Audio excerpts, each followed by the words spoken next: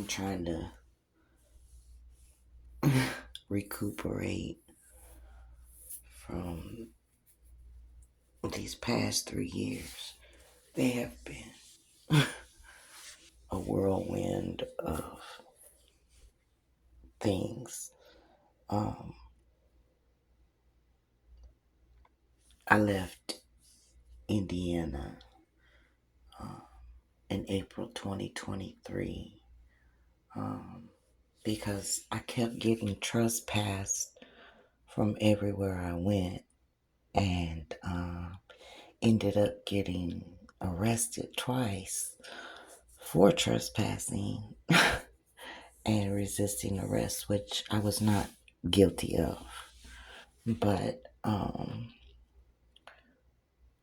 after I got out of jail the second time, I said, I have to get up out of here. I can't stay here. This place is not for me. And so I had like 4 months before I had to go to court for it, and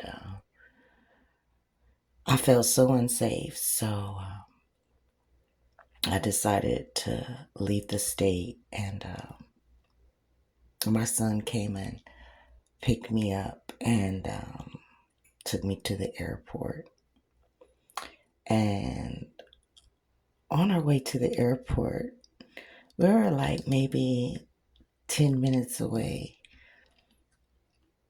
A UFO dropped out of the sky. And I believe we were gone for a minute or two. Um, he seen it too, but I think we left. I don't know.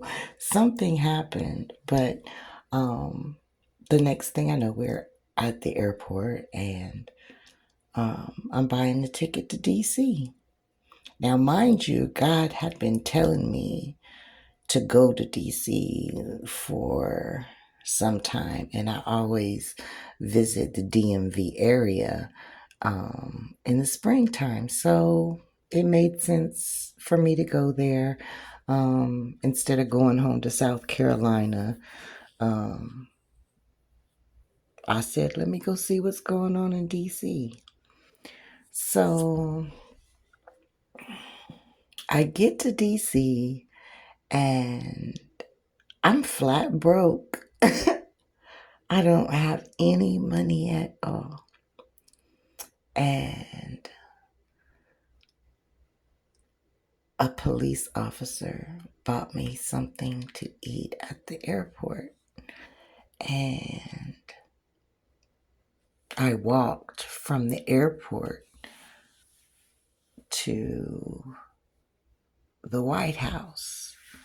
On my way to the White House, I can't say exactly where I was, but a Hispanic man was following me and yelling at me and telling me that I was going to die and I was not going to be president and everybody hates me. And I'm just trying to ignore him because I'm like, this man is not in his right mind. So when I get to the White House, tell Secret Service that this is my house and they're expecting me. I have the codes to get in the gate, but I just want to make sure it's safe because I'm scared that this Hispanic man is going to do something to me. So I end up giving Secret Service my identification and I fall asleep in front of the White House.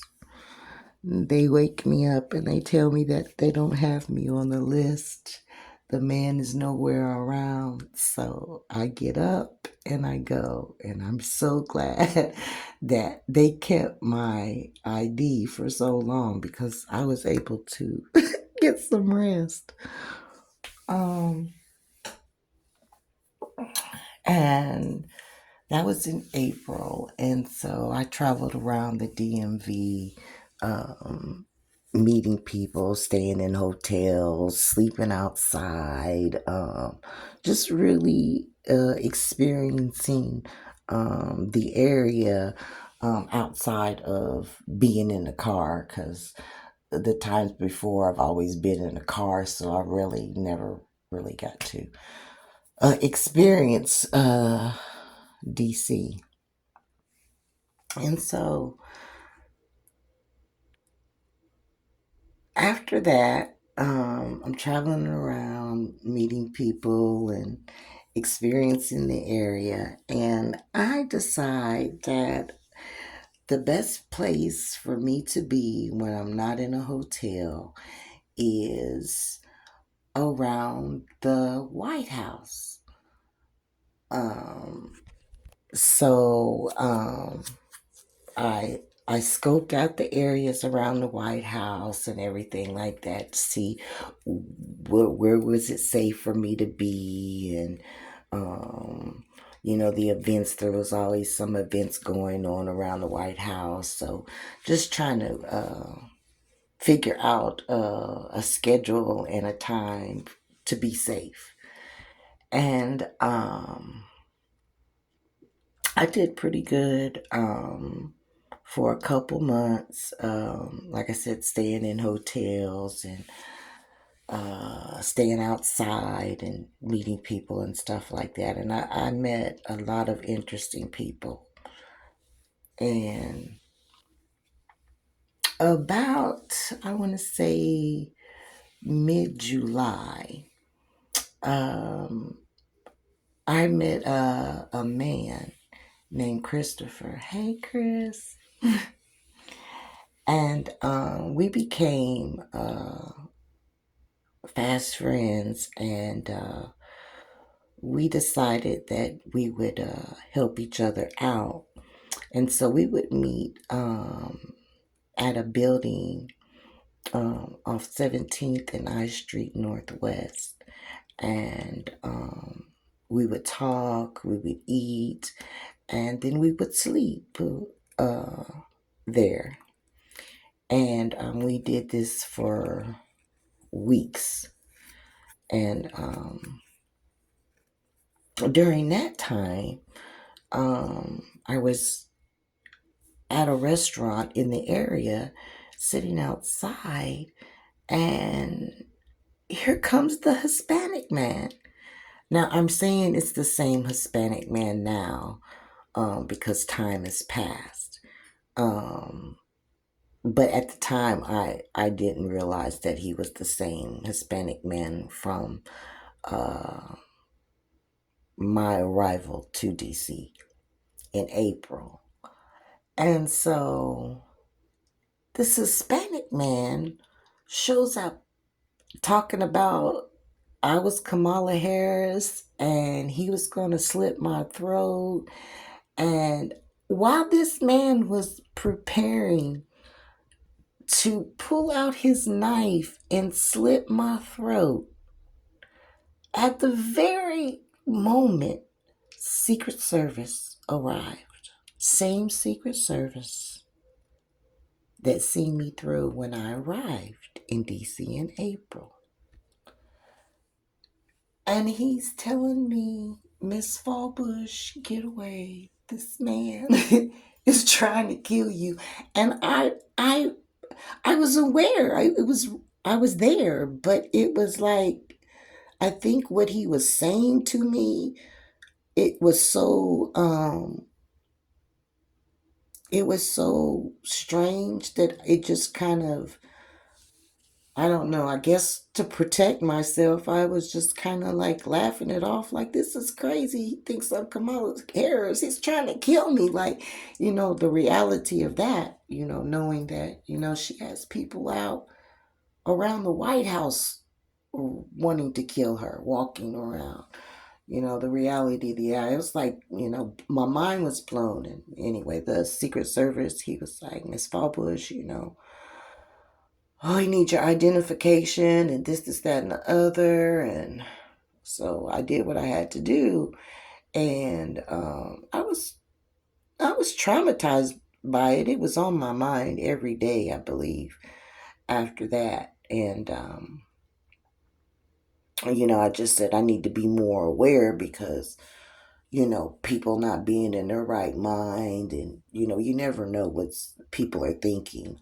Like him thinking I was the MVP, you know, it was, so it just made me, be more aware and on the streets um, more often than I'm up in a hotel. So it's just making me be more aware of my surroundings and the people I'm around. And so um, me and Christopher were doing fine. I'm doing good. I'm going to hotels. I'm bathing and dyeing my hair and giving myself a facial, a manicure, taking care of myself, getting me some nice rest in a safe place, and just really enjoying myself, getting to know people. And so I had got a hotel maybe a few weeks after that. And I had told Christopher that I would cut his hair. So I dyed my hair at the hotel and was clipping on my ends and my dead ends and stuff like that. And put the scissors in my bag so that I could cut Christopher's hair. Christopher was a homeless man. Um, and so I was going to cut Christopher's hair. So maybe I want to say a couple days after that, it was raining. It was raining. It was hot. It was a hot August day. Oh, August 14th. It was raining and so much stuff was going on and in the news and in the area, the energy was heightened. And I decided that I would try to meet with Christopher early that evening. Usually we meet between the hours of like 9 and 10 o'clock at night at the location off I and 17th Street Northwest. And I decided to go early, and by chance he decided we didn't have each other's phone number um, to communicate. So it was by chance that we met up early around 6:30 that evening. And I said, well, I'm gonna cut your hair, um, let me go get us something to drink. I had went and got us snacks and cigarettes. And I was like, let me go get us something to drink and get some ice because it was steaming hot that day. And I walked down to let me say also before I did Christopher's haircut, there was a night maybe a week before where Christopher didn't show up. And so I fell asleep. And when I woke up, the police were standing there laughing at me. And I'm walking towards them. And I'm like, well, if they're sitting here watching me, what are they laughing at? Because my bag has been stolen. Like my luggage was there, but the bag that I had inside the luggage, it was gone. And so I didn't report it or anything like that. I just said, I'll replace everything, and hopefully, you know, I'm leaving to go back to Indiana, so hopefully I won't get my things stolen uh, before I leave, which was a few weeks away. I was supposed to be in Indiana the 24th of August. And so back to me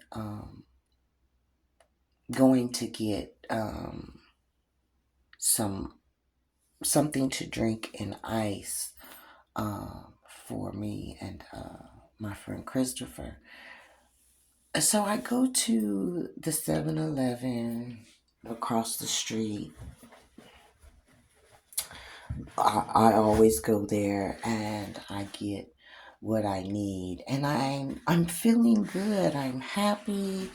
Um, I'm thinking positive. I can't wait to get home to South Carolina. That's where I was living with my grandfather. And I couldn't wait to get home, like get this stuff over in Indiana and go back home and relax. Because I had been on the go for years traveling around the United States. So I was ready to relax. And I'm walking past a bus stop, and there's a bunch of bus drivers, officers out there outside the 7-Eleven, and I'm walking up the block towards the White House, and a female bus driver, I swear she says my whole name, but I keep walking and I get to the corner and I'm thinking like, I don't know anybody. I don't know nobody but Christopher at this time. So I'm like, I don't know nobody. I'm thinking this. I don't know nobody. How could she say my whole name? And then it popped in my head. I'm like, well, maybe she knows something about my bag. So I decided to turn around and ask her. As I'm trying to ask her, there's two buses running, there's traffic going by, people are walking up and down the street, and I'm trying not to yell, so I'm walking closer to her so she's not yelling at me and I'm not yelling at her. Um, I ask her, "Excuse me, ma'am, did you just say my name?" And she replies, "I don't know what you're talking about." And so I keep walking because I'm trying to have a conversation. I want to ask her, like, did somebody turn in my bag? Because she said my name. And she stops and turns around and she yells at me, "I told you, get out of get out of my face, bitch," or something like that. And I froze because I was like, wait a minute. I just asked you a question. Like, I figured she was a bus driver. There were buses out there. There were bus drivers, bus officers. I figured it was safe for me to ask her that question. And she turned around and said, "I told you to get out of my face." And she had a handheld fan and she was pointed in my face and I was like leaning back so she wouldn't hit me. And the third time she hit me in my nose. And automatic reflex, my hand comes out and I slap the fan out of her hand. Next thing you know, she's attacked me. She's threw her lunch bag at me. She's got my arm in a lock um behind me. She's standing behind me, pulling my hair. I look over and it's happening in front of the bus door. I look over and there is a male bus driver standing there watching what's going on. So she beats me down to the ground, and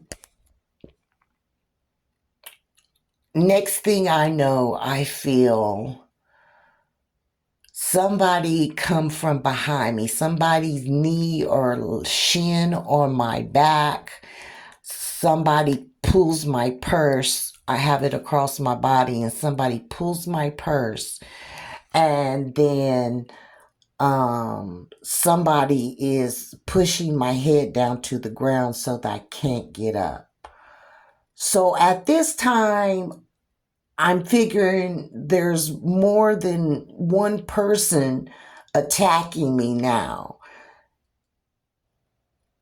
When I look up, it's a male bus driver. I'm trying to get up. He is like he's in the way, like I can't, he's standing over me, so I can't really get up, and now I'm afraid. So while I'm trying to get up, I remember I have the scissors in my purse. I pull the scissors out my purse and I place them in between my palm and my index finger, as so just the point of the scissors are sticking out between my fingers. And I jab to get them off of me because I'm being attacked by bus drivers in DC. Like, what a fucking story. And I did it. And so when I did that, she had backed off away from me, and he was extending his arm at the time. And when she was backing off away from me, I jabbed, and the male bus driver who was assisting her with the attack, he gets jabbed in the upper arm by the scissors. I don't know it. All I know is that I was trying to get them off of me. So after that, I walked towards the where all the bus drivers were. I think she walked over there too, and I was telling her she was going to jail. She was a dirty bitch for doing that because I didn't do anything to her. It's all on video, except for what is being said, of course, is not on video. But the incident itself is on video, and nobody ever took my side of the story. They just took what the female bus driver said and ran with it. Did not do a proper investigation.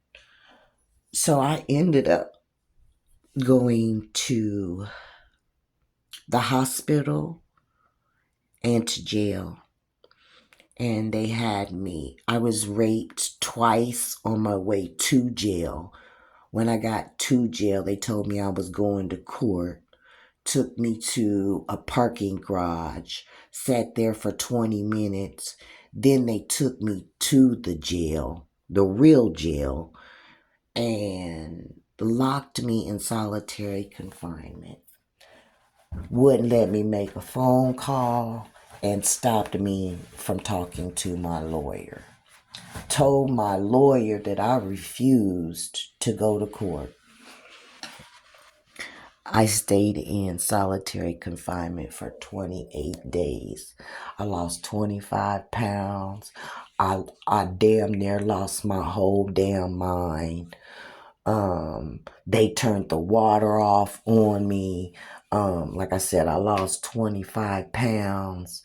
They didn't let me out but 4 times in 28 days to shower.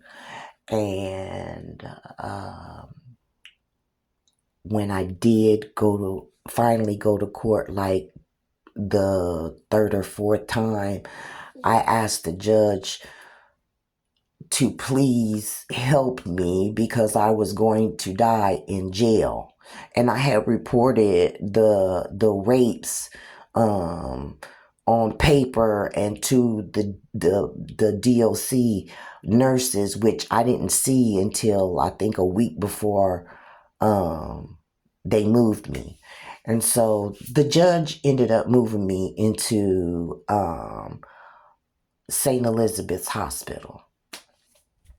It's better than the jail, but I'm like, okay, they're testing my competency.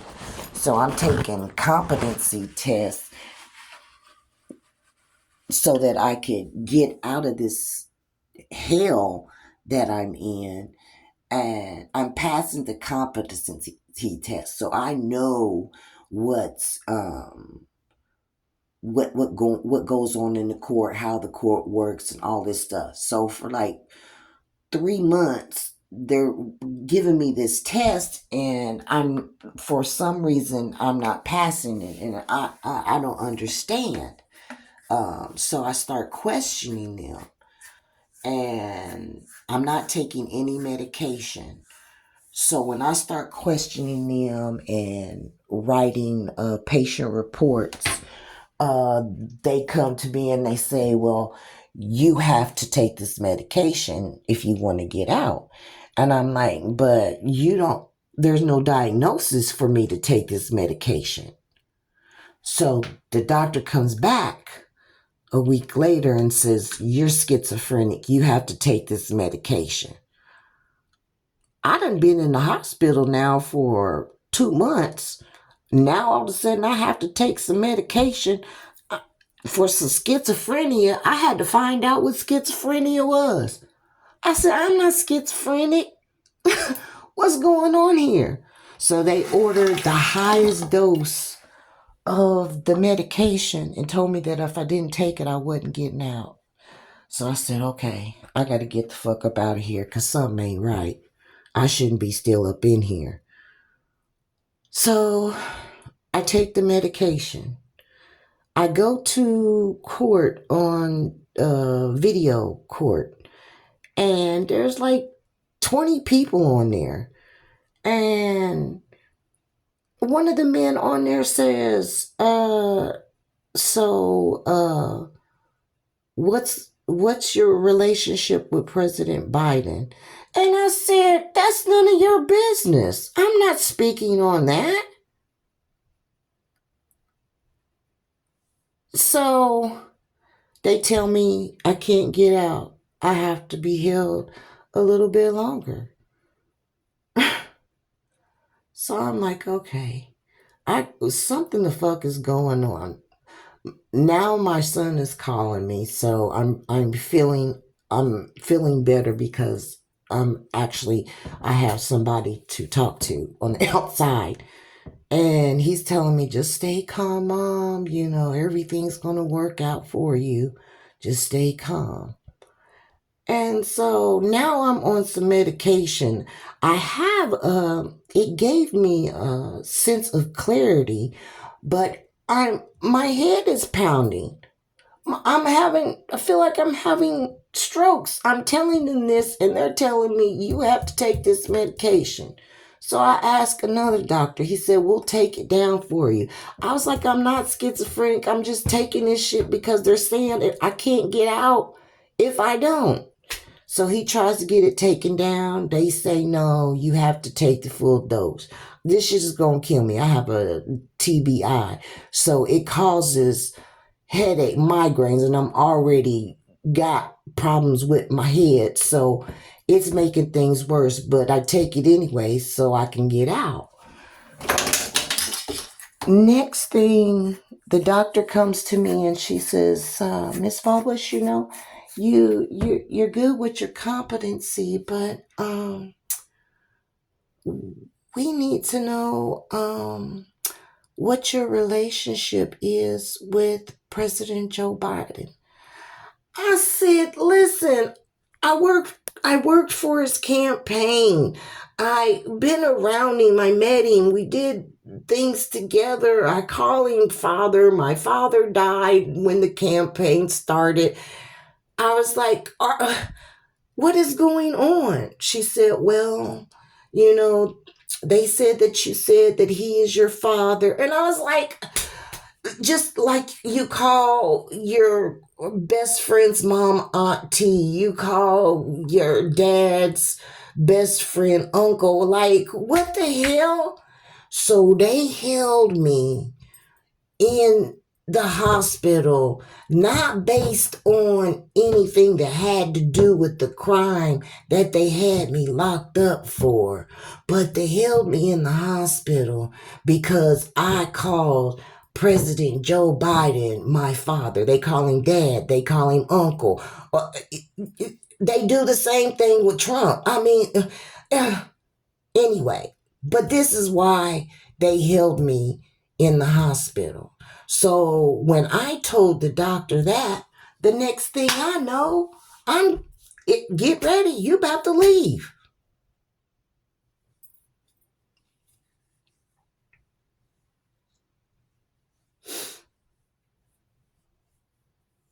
I meet a friend in the hospital.